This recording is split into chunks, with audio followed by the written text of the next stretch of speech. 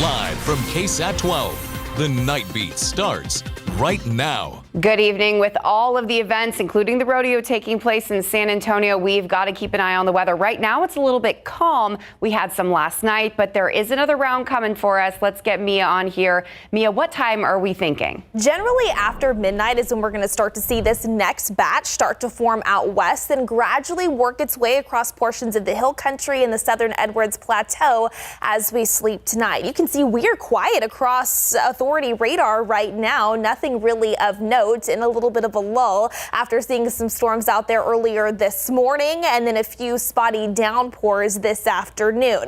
But that's going to change again, mainly for the hill country through the overnight hours, as we are expecting this next round of storms, some of which could be strong to potentially even severe to develop and then move through. For us here in San Antonio, the stronger storms as of right now look to stay just to our north, but still something we will be monitoring, especially as we get closer to the 6 to 8 o'clock in the morning time frame first thing tomorrow. So that's what we're going to be monitoring overnight into Sunday. A lingering shower possible closer to the Alamo City, but then after that, a cold front quickly moves in and it is going to turn sunny and windy for the remainder of your Sunday. Into early next week, cooler and drier air filters in, so chilly mornings return. Lows in the 30s and 40s, followed by high temperatures. Very pleasant and comfortable out there in the 60s. So we're going to time it all out for you, get you the latest version of our Futurecast here coming up a little bit later on, Courtney.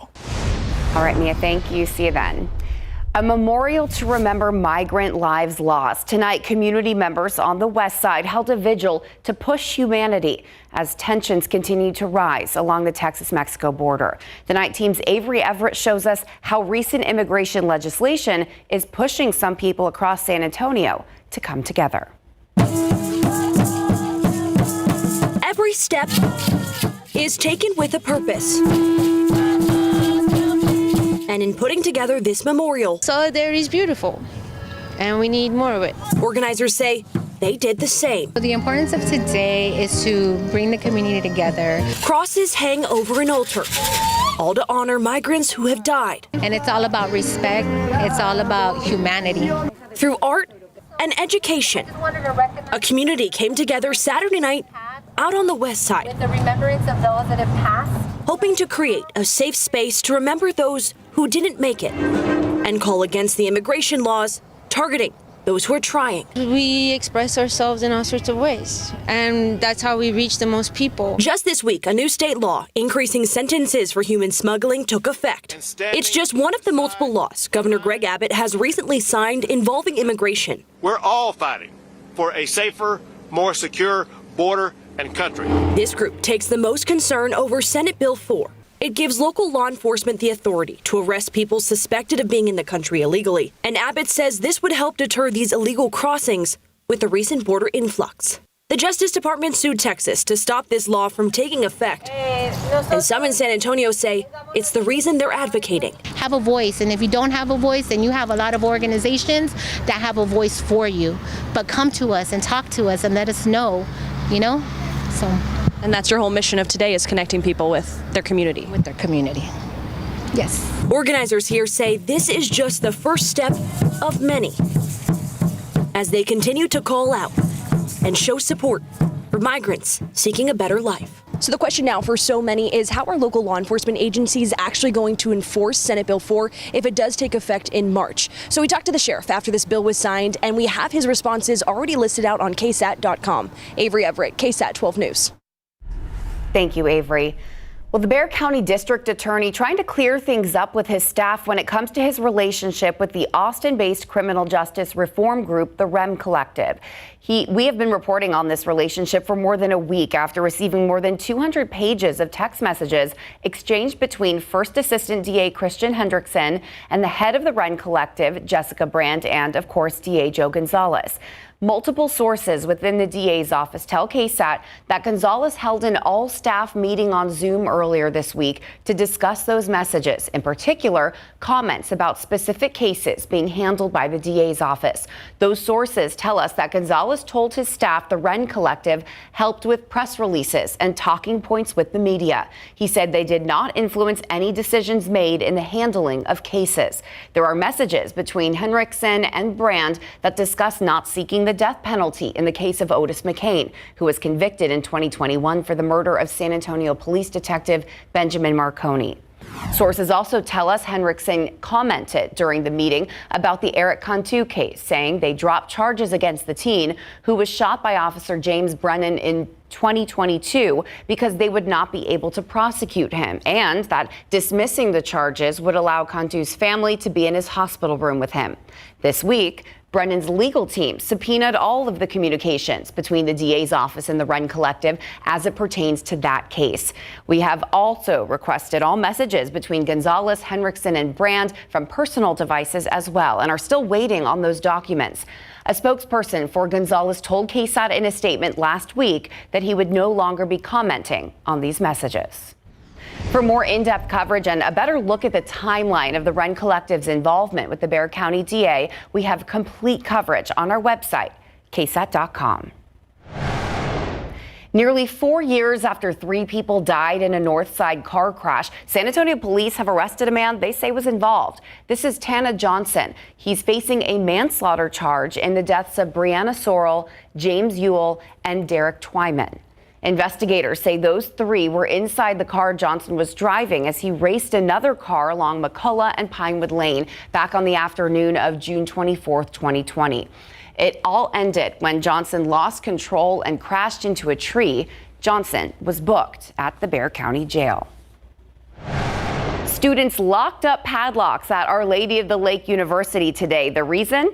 Tuition is being locked in. Undergraduate tuition will stay the same for the next 4 years starting this fall. The program, dubbed OLU for You, is aiming to combat the rising cost of tuition all over the U.S. by sticking to the number it will set for the fall semester, all in an effort to make higher education more affordable for its students.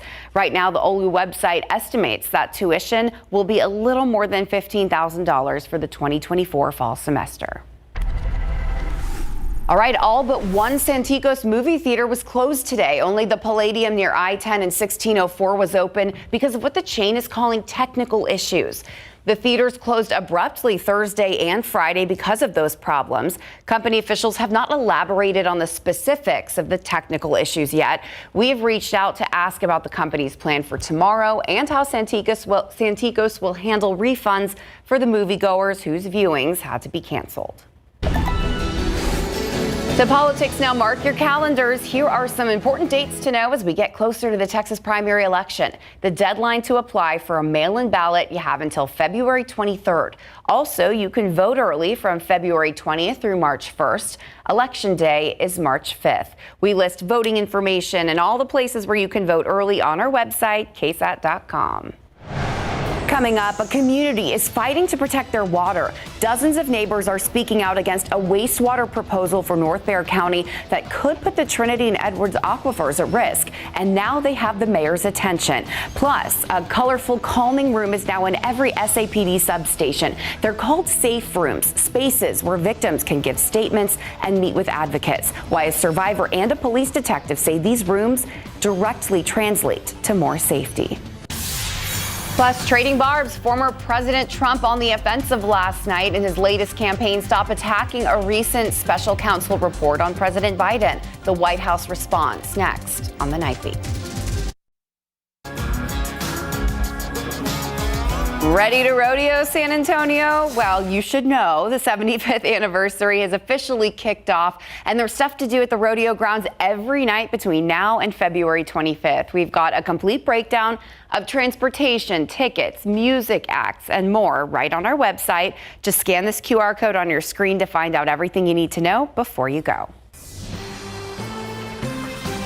Well, former President Donald Trump had his sights set on President Biden at his campaign rally this afternoon. Hundreds gathered at the rally just outside Myrtle Beach, South Carolina, where the former president invoked a recent report by special counsel Robert Hur on Biden's handling of classified documents and his memory. ABC's Derek Dennis has the story and the White House's response. While speaking at an event in Conway, South Carolina on Saturday, Donald Trump attacking President Biden. The special counsel's report tries to let Biden off by claiming that he is too mentally incompetent to convict at a trial.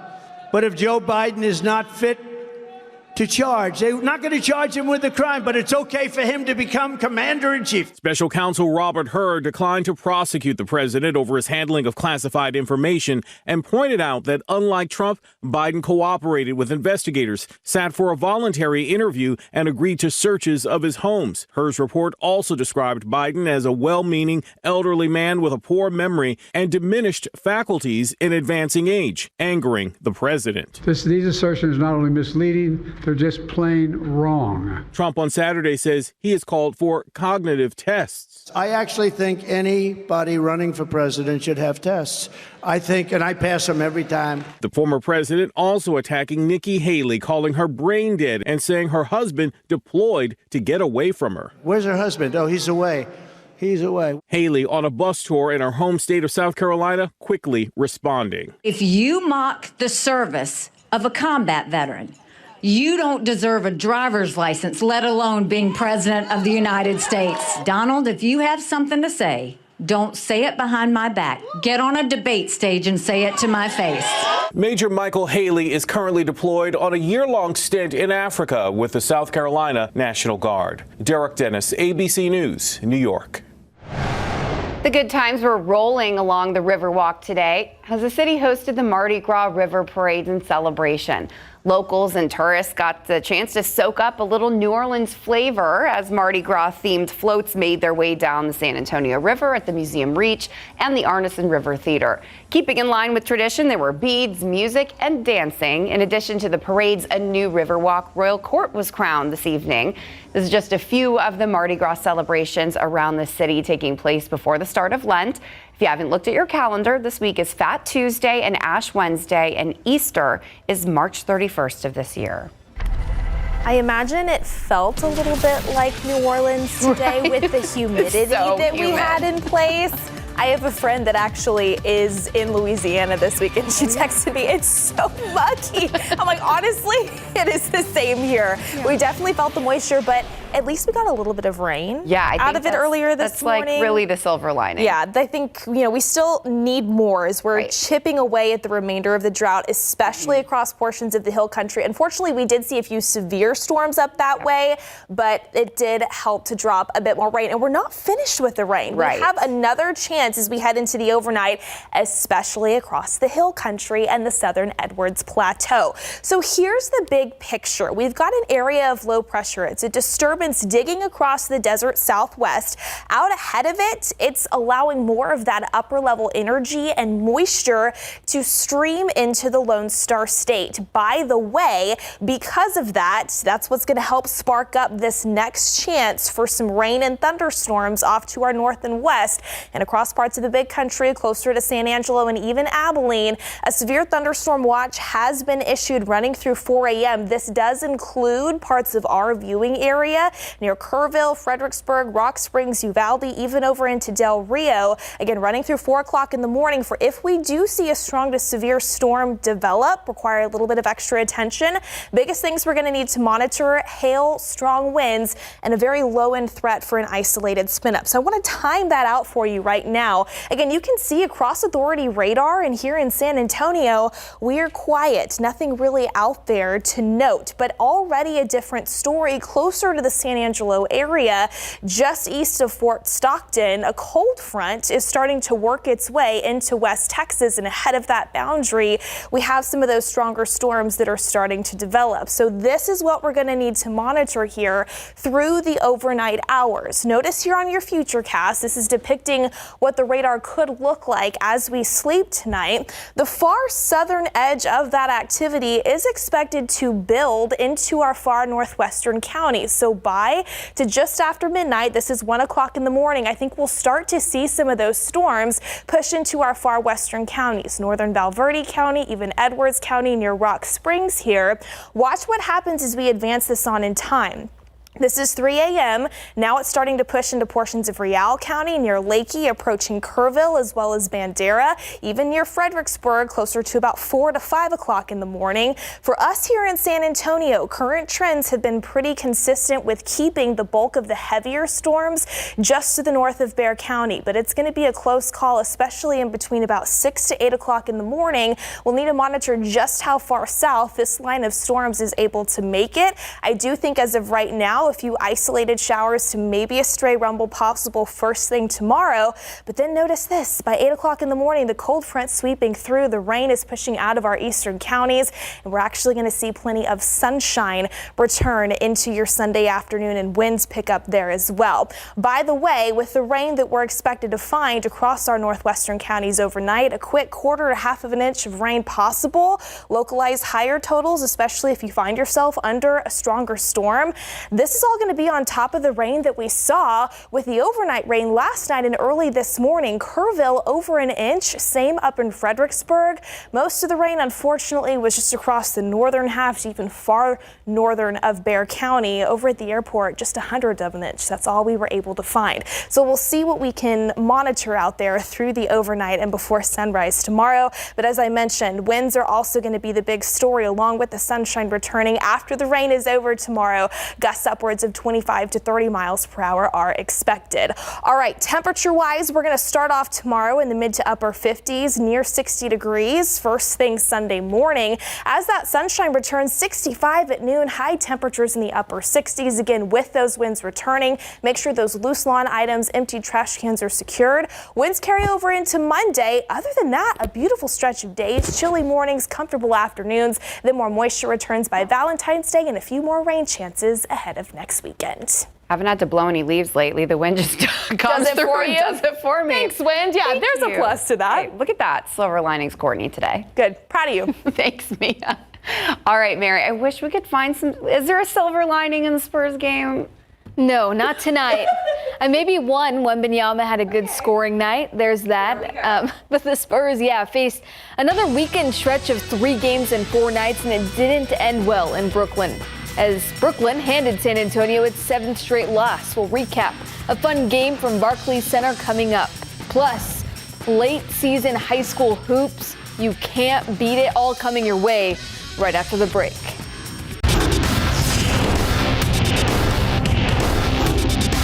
As a young team, sometimes it's hard to do without this quantity of guidance, from veterans, for example. Would you like, at some point in your career, to bring in more veterans to San Antonio to set that example? Of course, yeah.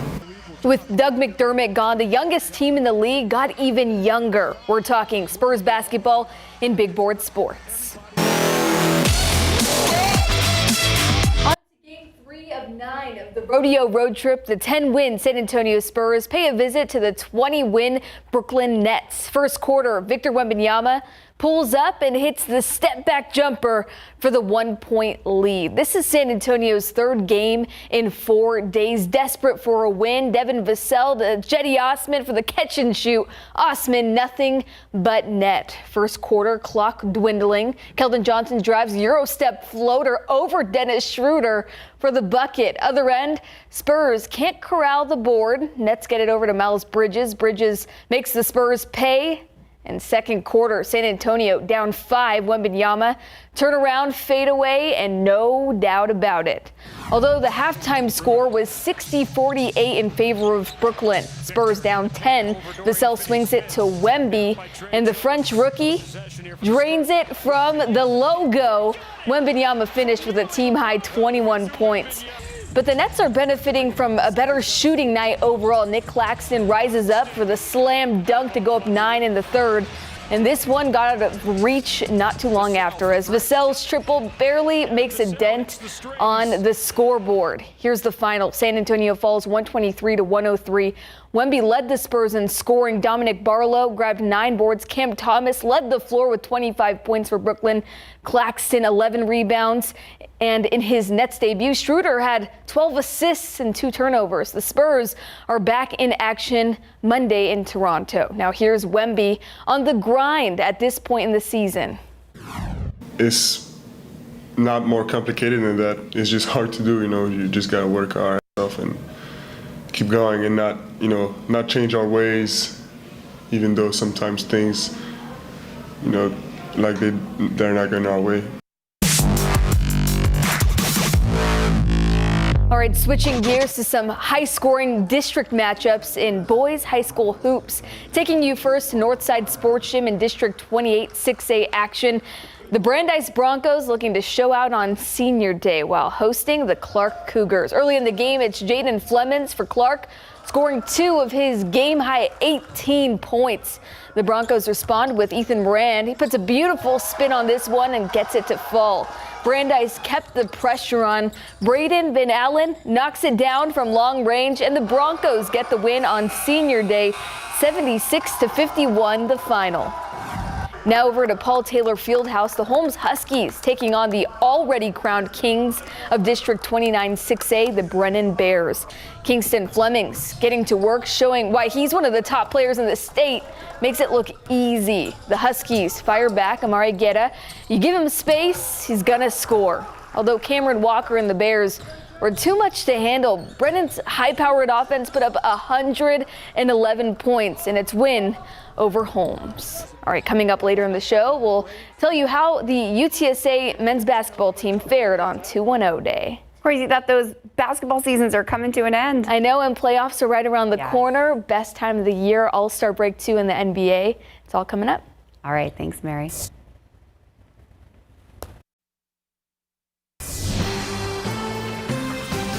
The fight to protect Helotes Creek now has the city of San Antonio's full attention. It's a story we've been following regarding a wastewater proposal in North Bexar County. Neighbors worry those plans will put the Trinity and Edwards aquifers at risk, and now Mayor Ron Nirenberg is listening. About 200 people turned out for a meeting earlier this week to fight that proposal, and the night team's Patty Santos was there.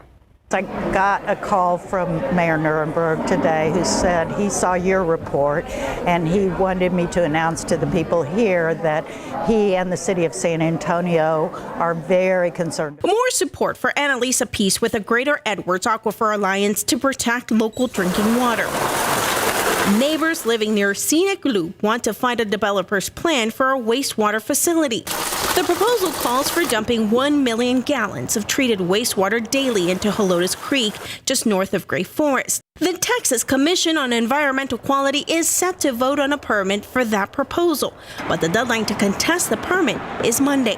The property that we live on has been in our family for 125 years. Helotes Creek runs through their property. All 3 families want their case heard in a contested hearing. The discharged water would not be drinkable. That has some neighbors concerned about pollution in their water wells. And it also sets a precedent. So even though it might be impactful to our land this go around, next time it might be another piece of parcel affecting another neighborhood. Helotes Creek sits on the Trinity Aquifer, but there are concerns that water could also reach the Edwards Aquifer contributing zone. Mayor Ron Nirenberg's office shared this statement with KSAT saying, quote, "The aquifer is our primary source of water, so it remains one of our highest priorities. I share the concerns about the protection of this critical part of the San Antonio watershed and will be seeking solutions to protect it." If the permit is approved, residents want TCEQ to push developers to go above and beyond the normal standards. These people had 4 options. They took the cheapest options that they could take. Patty Santos, KSAT 12 News. Yep, definitely something to continue to follow up that way. All right, a look outside with live cam this Saturday night. It is dark, but you can see the cloud cover still that we have in place. That cloud cover continues through the overnight with the rain chance, but then after that, we see the front move through. Plenty of sunshine is going to return for the remainder of your Sunday, but it is going to be a bit windy after that front passes you by there as well. Here's a look at the almanac data for today, though. Again, the cloud cover in place just signaling also the moisture and the humidity that's worked into south central Texas. It was a warmer than average day, an official low of 65, well above the average low of 44 for this time of year. A high temperature actually climbing into the low 70s, about 6 degrees above the average of 67. It was also 73 for places like Hondo, Uvalde, 78 out west in Del Rio, just shy of 70 degrees up in Kerrville, 66 in Rock Springs. Tomorrow, upper 60s expected for those daytime highs after the storm chance overnight. Again, there's that sunshine that returns and also winds that pick up, gusting upwards of about 25 to 30 miles per hour. So we're once again going to time out that storm chance for portions of the hill country overnight coming up in just a bit, as well as get you a look at some KSAT Connect photos from storms that we saw earlier this morning, plus a look at the drought monitor. All of that information coming up a little bit later on, Courtney. Thank you, Mia. Social media giant Meta is changing the way its users will see political content on their platforms. Instagram is no longer recommending political content from accounts users don't follow. That will also apply to Threads, Meta's competitor app with X, formerly known as Twitter. Both apps will now add a setting to let users opt into political content recommendations, and that tool will be rolled out on Facebook at a later date. Sony Music Group is buying half of Michael Jackson's publishing and recorded masters catalog from the late singer's estate. Billboard reports the entire catalog is valued around $1.2 billion. And based off that figure, Sony is paying somewhere in the neighborhood of $600 million in the transaction. Representatives for Sony and the Jackson estate have declined to comment on the sale. Hungarian President Katalin Novak announced her resignation. It follows international criticism of her decision to pardon a man involved in a child sex abuse case. Her resignation comes a little less than 2 years after she took office. Well, it is a tool every SAPD substation now has to help victims of domestic abuse. We go inside to see how they work. Next on the Nightbeat.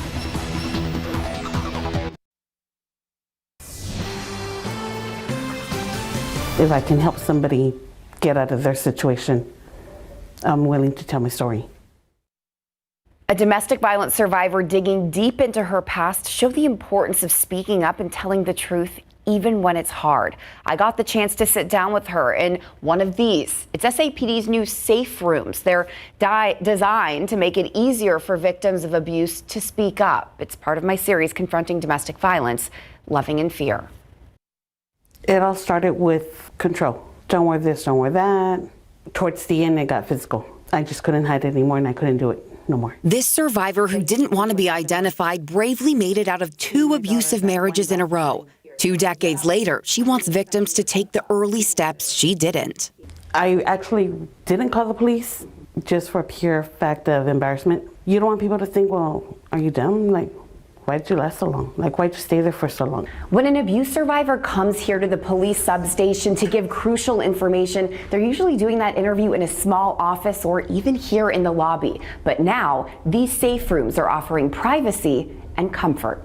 2 months ago, SAPD unveiled one in every substation as part of Metro Health's trauma-informed care. That means we are being more sensitive to the way people experience being victim of a crime and communicating with law enforcement, communicating with an advocate. Metro Health Administrator Erica Haller-Stevenson says all those conversations now happen in these rooms. That helps the victim provide better statements, they feel more at ease, and providing more details about what happened. SAPD Detective Beto Carrillo does those interviews every day and is already seeing a huge difference for entire families. A lot of people don't think about the kids in these situations. While mom and dad are here talking to police, they are now able to be distracted, sit at a table their size, color something, hug a stuffed animal, or even read one of these many books. My daughter was here, there's something to occupy her, and which would let me be more truthful with what's happening to me. Even when that truth is painful, she hopes the safe rooms will help survivors find peace and support. Don't give up. The help is there. You just have to reach out to it. Courtney Friedman, KSAT 12 News. If you or someone you know is struggling in an abusive relationship, we have a long list of resources for you. One of those is the Family Violence Prevention Services, which runs the Battered Women and Children Shelter. That number on your screen, 210-733-8810, Head to ksat.com/domestic violence for many more resources, as well as explainers on what domestic violence entails and how it builds gradually. We'll be right back. Okay, so, we heard if you didn't get any hail, you just got the rain, you think, oh, it's just little pieces. There was some big hail. Up in Bernie, and that was really the sweet spot earlier this morning. There were 2 cells that moved through, and they dropped some serious hail. We never like to see the severe weather. Thankfully, we did get some rain out of it. But take a look at these KSAT Connect photos that were sent in from this morning. So this was on the south side of Bernie.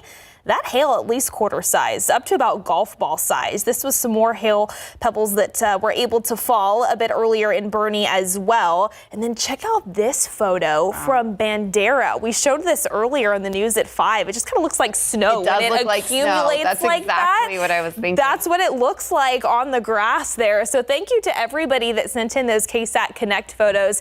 Again, that's something that we always like to see, to really see the ground truth. It helps us out in that particular situation, as long as you can do that safely, of course. All right, so with the rain, again, only 1/100th of an inch, unfortunately, with the rain officially here in town that we saw earlier this morning. Since the first of the month, though, 0.85 over at SA International. That's about 1/4 of an inch above where we should be, so not too bad. Since the first of the year, over 7.5 inches. That's about 5 inches above where we should be, climatologically speaking. So good news all around. And if you missed it, this was the latest drought monitor that was released on Thursday. This did not include the rain that we saw earlier this morning.